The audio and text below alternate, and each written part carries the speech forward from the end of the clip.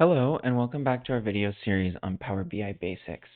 Today we're going to be talking about the header icons, which is something that's on every visual that you can turn on and off, and there's quite a few of them. So let's jump in. So what are the header icons? The header icon, oh, and before I forget, this is the Microsoft Sales and Return Sample v 2019-12. If you want to download it, it'll be in the description below. All right, let's jump back in. All right, so what are header icons? Header icons are these icons that pop up when you roll over a visual right here. You can edit them by going into the formatting pane and searching for icons. And typically they will pop up right here as header icons.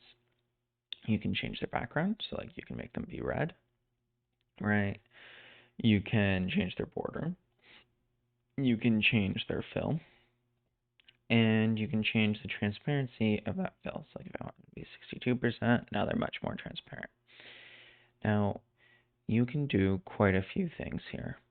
So the first thing that you can turn on and off, oh, and also as a side note, if you roll over these, they'll tell you what they do.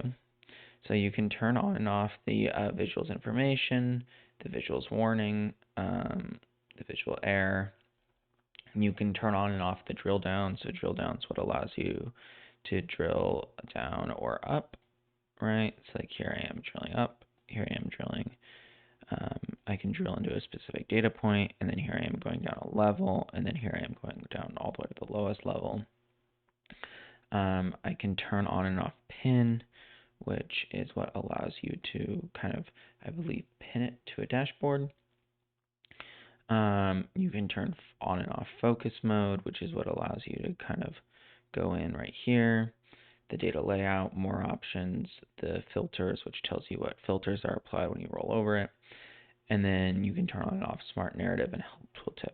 The help tooltip is actually a really underused tooltip, and it allows you to set a tooltip that when you roll over it, it tells you something about the visual.